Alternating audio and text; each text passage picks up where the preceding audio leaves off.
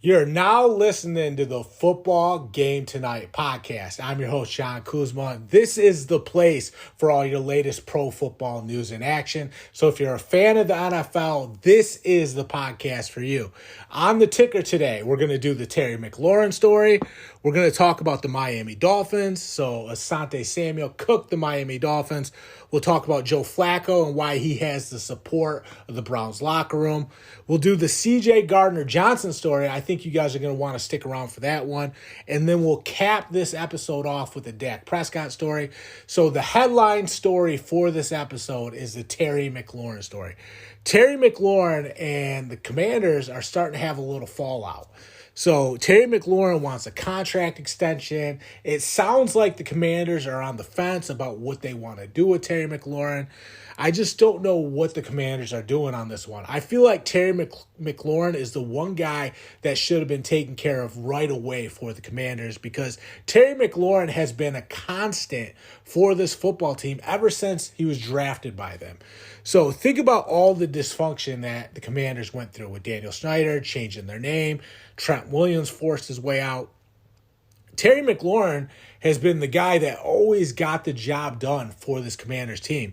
He played such a big part of pulling this team out of the rut that they were in. He pulled them out of that rut because without guys like Terry McLaurin that leave it all out on the field and do everything they possibly can to win games, this Commanders team might not have been able to turn things around. So I just feel like Terry McLaurin is somebody that deserved a new contract. I don't know why the Commanders would be on the fence about, maybe bringing him back on a contract extension. And it sounds like now that Terry McLaurin might honestly be on the trade block, which is kind of mind-boggling to me. Maybe the general manager or the people upstairs in the front office for the Commanders are thinking about, sending Terry McLaurin packing and maybe get some draft capital back for him or maybe a player. But how does that help the Commanders right now? Because this team's Super Bowl window is right now, this upcoming season. We know that because we all saw what this team accomplished last year. So if you trade away Terry McLaurin now and you're sitting on draft capital this upcoming season, yeah, that's good for the future, but that closes your Super Bowl window right now. So personally, I just don't think that's the right move for this Commanders team, because you have to be thinking about this upcoming season. I don't think the Commanders can win a Super Bowl if Terry McLaurin isn't a part of this team. And I just don't understand how he's not a part of their long-term vision. How is Terry McLaurin not a key piece to this puzzle for the Commanders, especially now that you have Jaden Daniels? Having Jaden Daniels and figuring things out the quarterback position to the point where you have your franchise quarterback, that means you need weapons for your franchise quarterback. So how does getting rid of Terry McLaurin help Jaden Daniels? It doesn't. It hurts Jaden Daniels, which could hurt his development. So like I said, it doesn't make a lot of sense why the Commanders would let things fall apart with Terry McLaurin. I just feel like this is a no-brainer for this football team just because he played such a big role in turning things around for this Commanders team. Because let's face it, if you don't have Terry McLaurin there having all the success that he did while all this dysfunction was going on, you might not be in the position that you're in now. You need players like Terry McLaurin when things are going bad, who are showing up and stepping up for this Commanders team, which is exactly what Terry McLaurin has done ever since he got to Washington. So it's, like I said, it's confusing for me being on the outside looking in, because it's like, this is the guy that, you should be rolling out the red carpet for. Someone that has to be a part of this team going forward, because he helped get this team to where they are right now. If you want to keep going, if you want to have a shot at winning the Super Bowl, you're going to need Terry McLaurin there. There's no doubt in my mind that that's the truth. I know this Commanders team brought in Deebo Samuel, but is Deebo Samuel a better pure wide receiver than Terry McLaurin? I don't think so. Don't get me wrong. You can put Deebo Samuel at the running back position and he can make a big impact.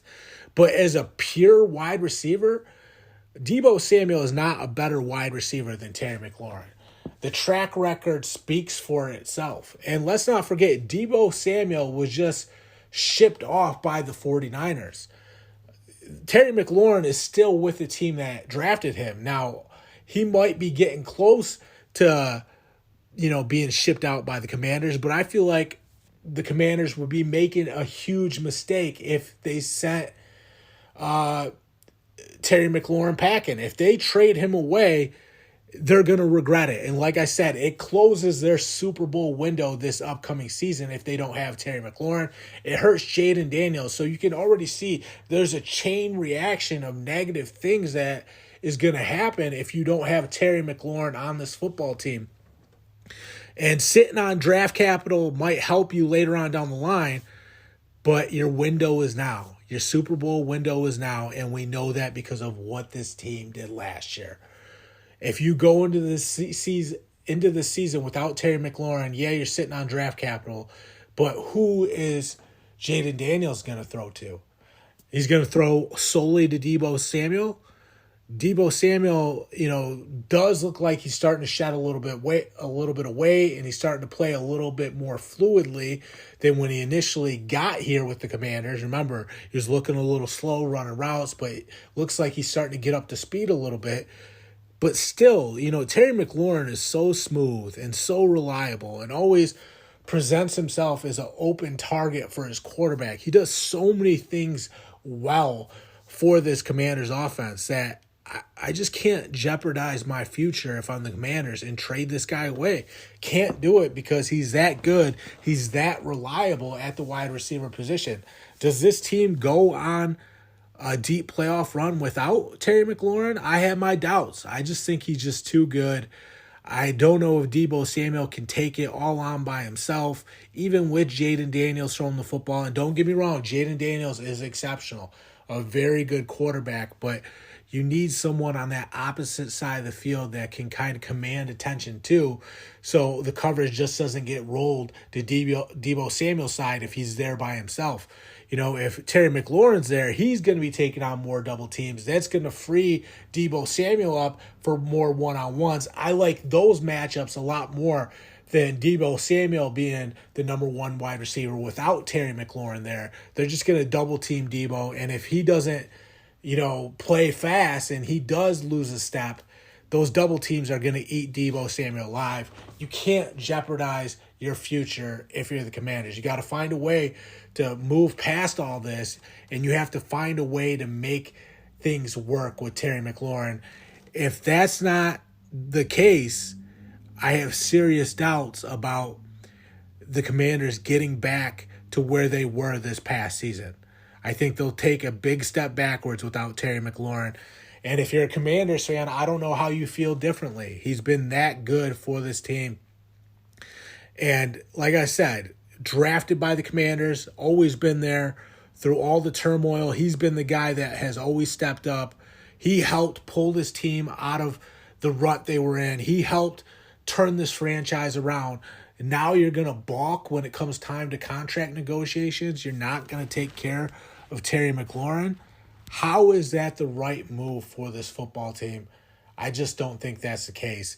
So, Commanders, whoever is pushing Terry McLaurin out the door, you better reel that person in, because Terry McLaurin is not expendable for the Commanders. He's not expendable. And if you're going to go all in on Deebo Samuel, you might end up getting burned, because I'd much rather have Deebo Samuel in that number 2 receiver slot and have Terry McLaurin in the number 1 receiver slot. I think that's the recipe for success, especially with this Super Bowl window wide open going into this season. So that's where things are heading with Terry McLaurin. We'll see if the Commanders are just maybe playing hardball and maybe they end up getting the deal done and this all ends up being water under the bridge. But it sounds like Terry McLaurin is very frustrated with the Commanders. He may be on the trade block So if a trade does happen, we probably shouldn't be too surprised, although I don't think that is the right path moving forward for this Commanders team. The next topic we have, the Miami Dolphins story. So Asante Samuel cooked the Miami Dolphins. He said Mike McDaniel is a pushover. He said Chris Greer, the general manager, has no backbone, and they're running the Miami Dolphins like a little league team. Wow, Asante Samuel's just cooked the Dolphins. He cooked them like bratwurst being thrown on the grill on 4th of July. That's how bad he cooked this Dolphins team. And I got to be honest with you, it feels like there's a little bit of truth to what Asante Samuel is saying. Mike McDaniel is an offensive-minded coach. He's a creative guy. He knows how to drum things up on the offensive side of the ball. But it does feel like he doesn't have a grasp of this team at times. It does feel like he needs to do a better job commanding these Dolphins, because one of the most important things you can do as a coach is motivate your football team. If you're just an X and O's guy, look at Josh McDaniels. He went to the Broncos after the Patriots stint. He also went to the Raiders. He had 2 head coaching jobs with the Broncos, with the Raiders. We all know Josh McDaniels was one of the greatest offensive coordinators we've ever seen in the NFL, but he wasn't a good head coach with the Broncos or the Raiders. Why is that? Because you have to be able to motivate your teams as a head coach. If you're just someone that does the X and O's and you're just about offensive creativity, a lot of times in the NFL, that doesn't translate to success because you have to motivate your players. So Mike McDaniel, not too different from Josh McDaniels. You know, I know Josh McDaniels has had a lot more success than Mike McDaniel. But, you know, Mike McDaniel has to have more of a backbone. He has to do a better job commanding this team.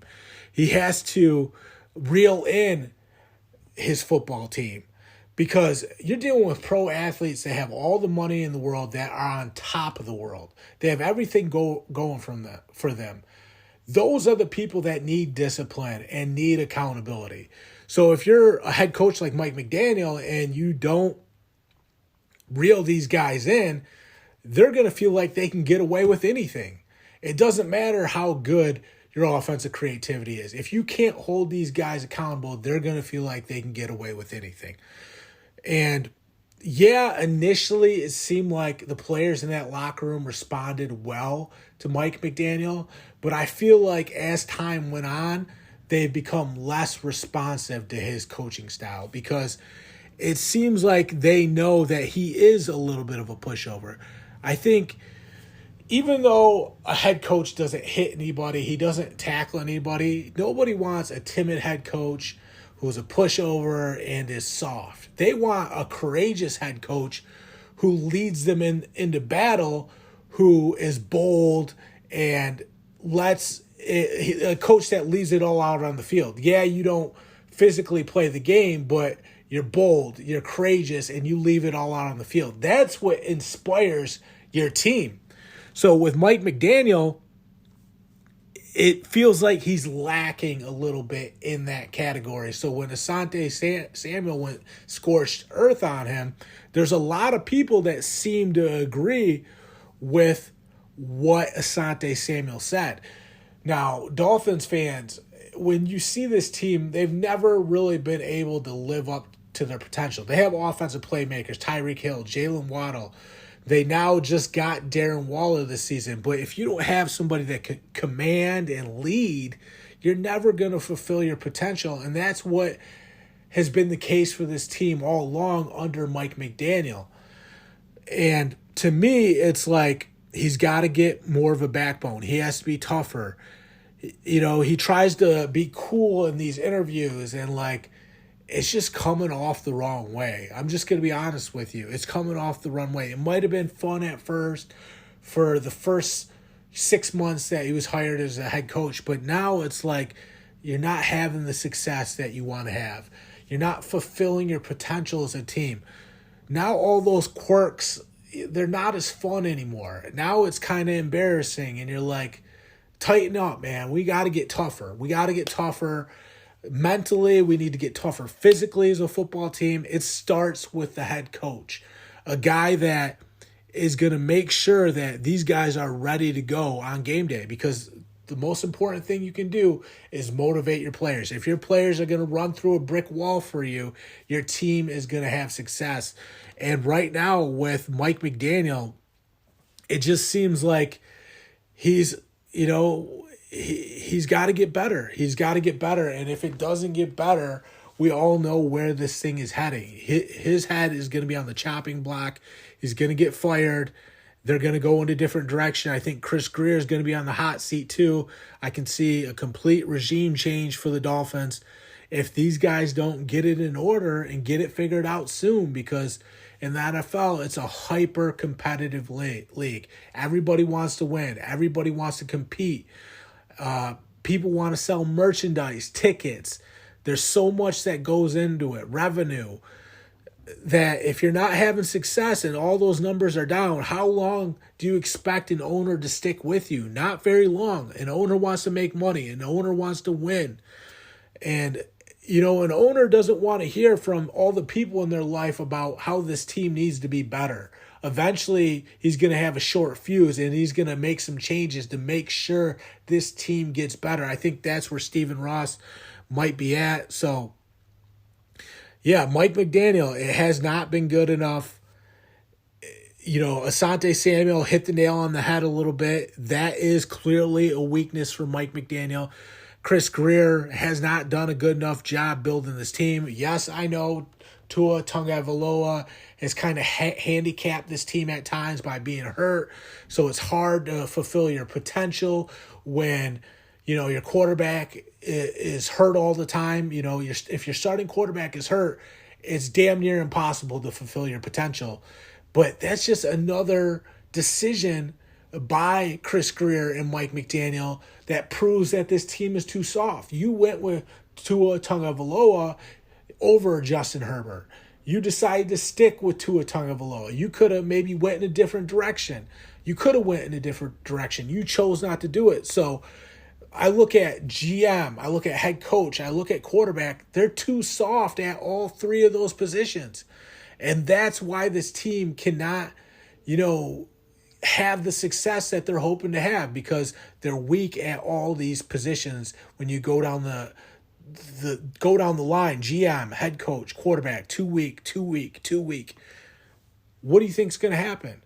And they have playmakers. If you have Tyreek Hill, Jalen Waddle, and you have Darren Waller come in, you have playmakers. You got to go in a different direction at quarterback, because if Tua Tagovailoa is always getting hurt, if he's one more concussion away from seriously being injured, what are you going to do? You're going to wait until that concussion happens? We've already seen the way this story plays out. And not to mention, the next time this guy has a concussion, he might be seriously hurt. So you're doing something detrimental to your team, and you're doing something detrimental to Tua Tagovailoa as a human being. There's life after football. And if he takes another big hit, it's going to seriously have, some consequences on his long-term health. So if I was the Dolphins, I would have went in a different direction a long time ago.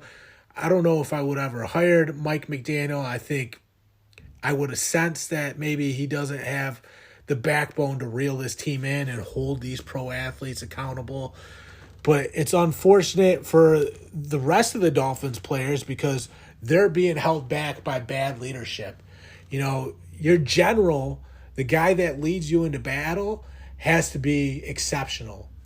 The guy that is calling the shots and coming up with your game plans has to be exceptional. He has to be courageous so that your team is in a position to have success. Your general has to be better than the other general they're going against. And with Mike McDaniel there, how many times is Mike McDaniel better than the coach on the other sidelines? Not that often. And it shows in the results for this Dolphins team. So not good enough at GM, not good enough at head coach, not good enough at quarterback. And the theme for all these positions that Asante Samuel got right is they're too soft. Mike McDaniel is a pushover. Chris Greer has no backbone. and Tua Tagovailoa is always hurt and can't stay on the field for the Dolphins. Moving on, we have the Joe Flacco story. So Joe Flacco has the support of the Browns. Now, we knew there was a quarterback battle going on with Deshaun Watson being hurt for the Browns. We know Joe Flacco was in the mix. Really, to me, I always thought it was going to be Joe Flacco or Shedeur Sanders. That's the two guys I had circled that were going to be in a position battle for the starting quarterback job. It looks like the players for this Browns team feel more comfortable with Joe Flacco being their guy. This isn't too surprising to me because Joe Flacco is a Super Bowl winning quarterback. And just the past couple of years, he's kind of had a career resurgence where he's been playing good football. You know, when he got cast off by the Baltimore Ravens because they wanted to go with Lamar Jackson, Joe Flacco wasn't playing very good football, bounced around the league a little bit, but these last 2 years, he's found his stride and kind of figured it out. No doubt about it. He's figured it out, and he's been playing really good football again, which is a little shocking because, you know, he gets cast off by the Ravens. He can't really get it going, and then out of nowhere, just these past couple of years, he's been playing good football again. You're like, why wasn't it working after he left the Ravens? But sometimes these things happen. You know, remember, these are human beings. They have things going on off the field. And, you know, if things aren't right off the field or, you know, I'm not even saying that's the case with Joe Flacco. He seems like a pretty good guy. But, you know, for whatever reason, it wasn't working, and now it is working. And he's been playing really good football to the point where it's like this guy is viable as a starting quarterback in the National Football League again. Because remember, he was really good with the Ravens on that Super Bowl run.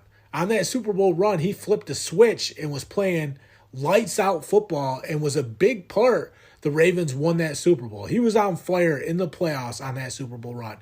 They decided to go with Lamar Jackson because things had kind of sputtered out with Joe Flacco, which was the right move for the Ravens. Now, Joe Flacco has found his stride again. He's playing really good football. And you can see why the Browns players want to go with Joe Flacco because they feel like he gives them the best shot at winning games. That's all that matters in the NFL. Who can win you games? I don't care what you believe in. I don't care what your politics are. I don't care if you're this or you're that. None of that matters. The only thing that matters is the bottom line. Can you win games or not?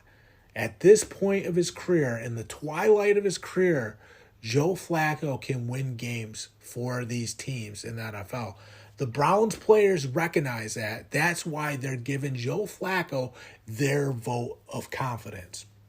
So for Joe Flacco, there's nothing better than having the support of the other guys in the locker room. You know what? There's 53 guys on a roster, and the other 52 guys are saying, we want you to be our starting quarterback. For Joe Flacco, that feels so good because you know those other 52 guys behind you, they believe in you. They know you're the right guy for the job, and they handpicked you to be the starting quarterback. They want you to know that you're their guy. You're their guy. And they believe that this team can go places if you're under center. So for Joe Flacco, it's like, man, you have to applaud Joe Flacco because he found a way to get back to playing competitive football, to get back to being a starting quarterback in the National Football League. To me, that shows resilience by Joe Flacco. There's a reason this guy won a Super Bowl. He's clearly resilient. At the time, we thought he was really talented, especially on that Super Bowl run. He was playing lights out football. We're like, man, Joe Flacco is extremely talented. But later on, now with the Browns, we also realized one thing we didn't know at that time on that Super Bowl run with the Ravens is we didn't know how resilient Joe Flacco was. We always knew he was extremely talented then, But now we also know there was something that we didn't know. He's extremely resilient too. There's no way you get back to being a starter in the NFL and playing competitive football if you're not extremely resilient. So to be able to turn back the clock and kind of reinvent himself later on in his career, I love that for Joe Flacco. I think it shows a lot of character, heart, determination. Clearly, the other players in the Browns locker room noticed it too. And I think one of the most important things about this situation is Joe Flacco has the support of Myles Garrett, because Myles Garrett is the best player on this Browns team. And he's been very vocal about he wants Joe Flacco to be the guy. And, Shedeur Sanders is there too. And I think Shedeur Sanders still has a lot of potential. I'm not writing Shedeur Sanders off at all. I don't care if he got a speeding ticket. I think the potential's there, but sometimes quarterbacks have to sit with the clipboard and wait a little bit for their time. Think about Aaron Rodgers sitting behind Brett Favre, waiting for his moment, and then we saw what Aaron Rodgers would later on go on to be. Maybe that's the case with Shedeur Sanders, but Myles Garrett is saying, hey, I want Joe Flacco. And Myles Garrett is clearly the best player on this Browns team. So for him to voice his support for Joe Flacco, that tells you all you need to know. I think Kevin Stefanski will be smart enough to recognize that, hey, this team is rallying around Joe Flacco. It would be stupid to go with anybody else. You have to give Joe Flacco the ball and let him take you wherever this team can go. Because if he wasn't good enough to be the starter, the other 52 players in that locker room wouldn't be casting their vote for Joe Flacco. That means you have to see. You have to see where it goes from here. How far can Joe Flacco take you? If he doesn't get this team to a point where they're winning games and in the hunt, then you can start looking at the other options on your roster. But it's Joe Flacco's job until that occurs. Until this team gets an indication that Joe Flacco isn't the right guy for the job, I think you got to go with him. You got to put the ball in his hands and let him run with it. The next story we have is the C.J. Gardner-Johnson story. So I think this one is going to be really interesting for you guys. So the mother of C.J. Gardner-Johnson's child said that C.J. Gardner-Johnson put a hit out on Malik Nabers last year. Remember, C.J. Gardner-Johnson was with the Eagles. Malik Nabers was the promising rookie wide receiver for the Giants. They're division rivals. So Malik Nabers' baby mama said that, C.J. Gardner-Johnson's baby mama said that C.J. Gardner-Johnson put a hit out on Malik Nabers. Now, I know C.J. Gardner-Johnson's personality. He talks a lot of shit. He's a little bit of a knucklehead. But is C.J. Gardner-Johnson really dumb enough to put a hit on Malik Nabers, an NFL player? I don't think that C.J. Gardner-Johnson would be that dumb. I hope he won't. You never know. Because, you look at Aaron Hernandez, these guys can surprise us sometimes. Sometimes we get surprised by how much of a dumbass some of these players can be. Ray Rice, another example, hitting his wife in the elevator. Obviously, Aaron Hernandez on a different level. But is C.J. Gardner-Johnson dumb enough to be on the same level as Aaron Hernandez, where he legitimately placed a hit on Malik Nabers? If that's the case, and it really is true, C.J. Gardner-Johnson has to be permanently banned from the National Football League. Now, like I said, I don't think C.J. Gardner-Johnson would be that stupid where he jeopardized his whole entire career and all of his earnings to put a hit on Malik Nabers, even if he is the promising rookie of your rival team. I just don't think C.J. Gardner-Johnson would be dumb enough to take it off the field. I think C.J. Gardner-Johnson, even though he talks a lot of trash, a little bit of a knucklehead, I think he would be smart enough to keep it on the football field. Yeah, between the lines, you can have a rivalry, you can hate the guy, you can have your battles on the field, but once you talk about placing a hit on somebody and trying to, have them taken out or murdered, that's a whole different level of just craziness. And like I said, we saw it with Aaron Hernandez where he was reckless and an idiot, and we all know how that ended for Aaron Hernandez. He wound up in a jail cell and he committed suicide. He made some really bad decisions, and look where it ended up for Aaron Hernandez. So I hope at least C.J. Gardner-Johnson would be smart enough to recognize that if I really put a hit on somebody, that it's going to end up in the same place that it ended up for Aaron Hernandez.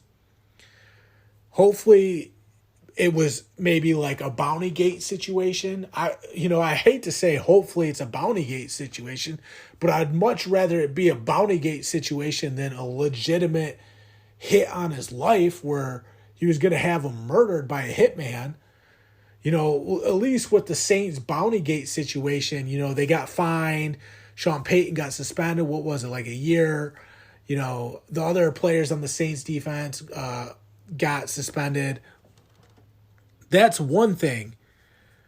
But, if it was actually a hit on his life where he wanted him to be murdered, you got to ban C.J. Gardner-Johnson from the league permanently. He can never play another snap in the NFL because that's too serious. Now, hopefully this is just a woman scorned that is upset with the father of her child and maybe she's not getting her way, or how that situation can go. We all have seen a million baby mama stories, and it can be the other way too. It can be, a bad dad and maybe the mother of the child is justified. I don't know. But it seems like most likely it's a woman scorned who's acting up because she's frustrated with C.J. Gardner-Johnson. But like I said, if it's true that he did put a hit on Malik Nabers, one where someone was going to murder Malik Nabers, that's it for C.J. Gardner-Johnson. And if he is a trash talker and a little bit of a knucklehead, maybe there is truth to the story. Let's hope he's just a trash talker and a knucklehead on the field, and he's smart enough to keep it on the field. It doesn't go off the field to the point where it's an Aaron Hernandez situation. So we'll see if more details come out about this story, but it's crazy. It's crazy that, the mother of C.J. Gardner-Johnson's child will put this story out there. It seems like a woman that's just angry with him. Maybe he doesn't see the kid. Maybe there's child support issues. You never know. Maybe he left her and she's just angry at C.J. Gardner-Johnson. She's just spewing from the mouth nonsense. It happens all the time. Like I said, though, if C.J. Gardner-Johnson, put a hit on Malik Nabers, he gets what he deserves. He gets what he deserves because that's an all-time bad decision. That's evil. That's downright evil. Yeah, you might not like Malik Nabers, but it's football. You're not supposed to like your rival team, your NFC East rival. We all know the bad blood between the Eagles and the Giants. They have a lot of history there, but, after the game's over, you shake the guy's hand and you move on and you get him next time. If C.J. Gardner-Johnson hated Malik Nabers because Malik Nabers showed so much promise as a rookie, you take his head off legally on the field with a big hit when he tries to go deep or tries to go over the middle. You lay him out. But after the game, you shake his hand and say, good game, Rook. Or if they beat you, you shake his hand, you go in the weight room, you turn up a little bit, and you say, I'm going to get that son of a bitch next time. The last thing you do is you go and talk to a hitman and try to have this young kid. I mean, yeah, he's an adult now, but he's still a young guy. He was a rookie last year, his first year in the NFL. I also think it would be a really bad look for C.J. Gardner-Johnson if, this rookie triggered him that much. if he was that triggered by this rookie wide receiver who showed all the promise in the world, what does that say about C.J. Gardner-Johnson? It's not a good look. Like I said, though, I think C.J. Gardner-Johnson is probably smarter than that. And now, if it was a bounty gate situation, yeah, it was a dumb situation, but that's forgivable. Pay your fine, take your suspension. Maybe it's half a season, maybe it's a full season, but you can come back from that because you wanted someone to take his head off on the field, kind of like what happened with the Saints. I think the Saints were trying to take Brett Favre's head off. I think Brett Favre was on the Vikings then. It was a bounty gate situation. A bunch of players are, at least Sean Payton got suspended for the whole year. It's been a while since, I read up on the bounty gate situation. But if it was a bounty gate situation with C.J. Gardner-Johnson, where he just wanted to take out one of his rivals on the Giants because he was an Eagle, so he paid his teammates to kind of headhunt Malik Neighbors, that's a lot better than the other alternative that we just talked about. That's a lot better than becoming Aaron Hernandez 2.0. We'll see if we get any more details on this story, if anything develops from here. All I know is C.J. Gardner-Johnson should be smarter than that. But, like I said, guy that talks a lot of trash, a guy that can be a knucklehead at times. You hope that those characteristics are about disrupting his opponents on the field. I always think about when he stood in Tom Brady's face and, had his arms crossed talking trash to Tom Brady. He was on the Saints. Tom Brady was on the Bucks. So, C.J. Gardner-Johnson is an emotional guy that gets very invested in these rivalries. Let's hope that he didn't do anything stupid and this was just between the lines on the field, maybe headhunting a little bit. Let's hope that's the worst case scenario and it didn't turn into anything that could be Aaron Hernandez 2.0. Moving on. We're going to finish this story with the Dak Prescott story, or finish this episode with the Dak Prescott story. So Dak Prescott is in the best shape of his career.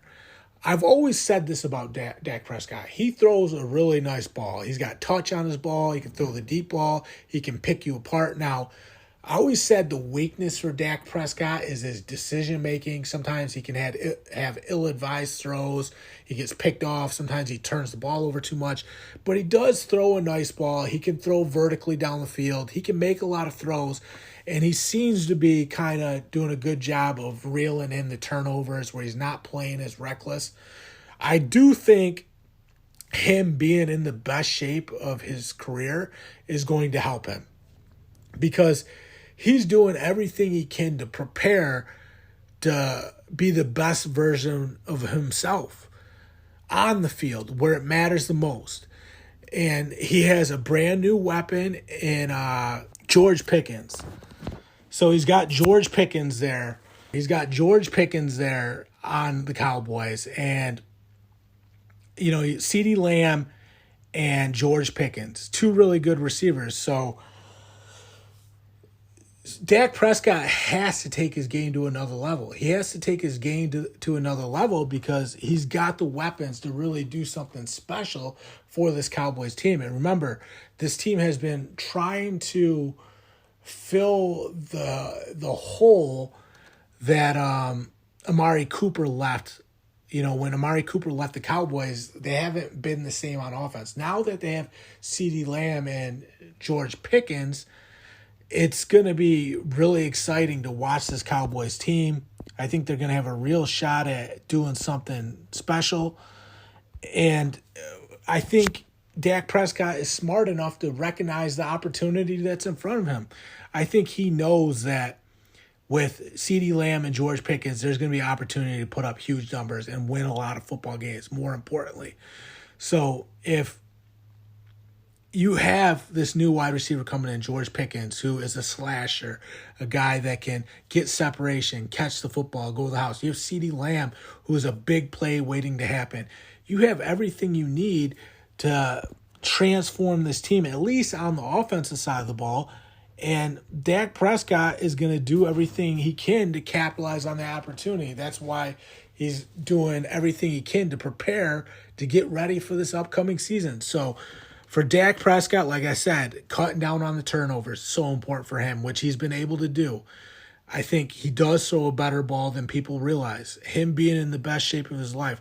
Oh, yeah, he's also got this new wide receiver in George Pickens. You have the talent around you to get back in the hunt if you're the Cowboys, to make sure, you are in the playoffs and at least competing for a Super Bowl. I think that's where Dak Prescott's mind's at. Like, let's get back to the playoffs. Let's get back to winning games. And let's make sure that CeeDee Lamb and George Pickens are getting what they need out of their quarterback, because they're going to demand a lot of passes come their way. They're both alpha male wide receivers that are going to demand the ball. So you need Dak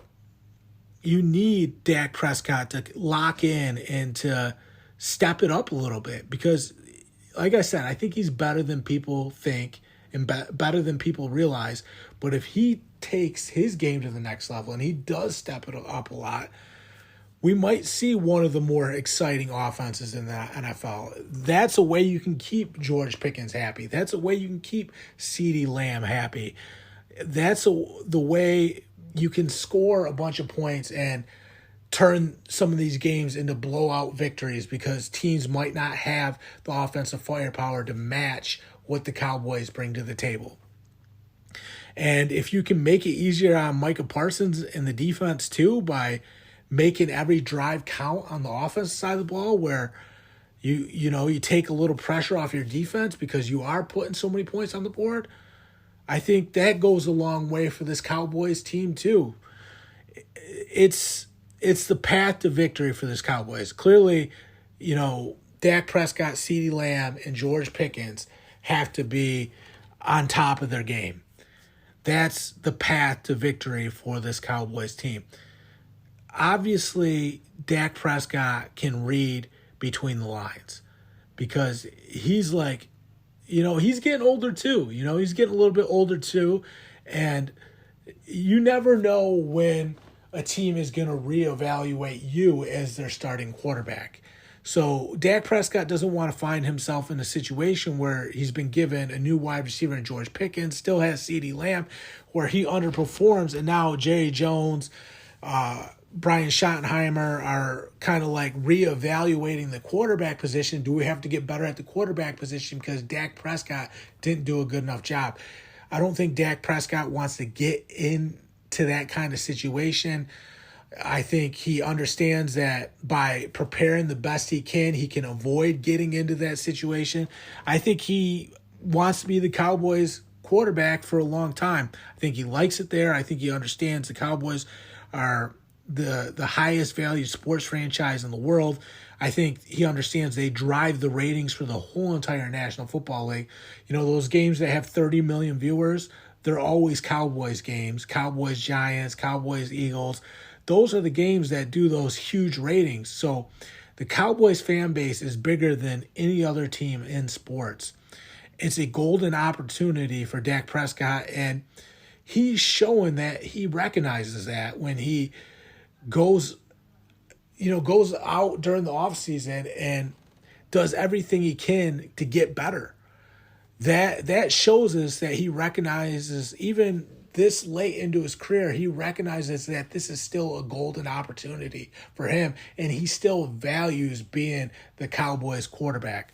So I love to see this from Dak Prescott. Anytime you see a guy lock in and really get laser focused on being the best version of themselves, you have to applaud that, because it shows discipline. It shows that a guy has a burning desire to succeed, which is what you want from your franchise quarterback. So I think the Cowboys have to be happy with Dak Prescott and what he has done this offseason, because he's clearly been putting in the work. which should lead to better results on the field. I'm John Kuzma. That's all I got for this latest episode of the Football Game Tonight podcast. Thank you guys so much for tuning in. You can find us anywhere that podcasts are found.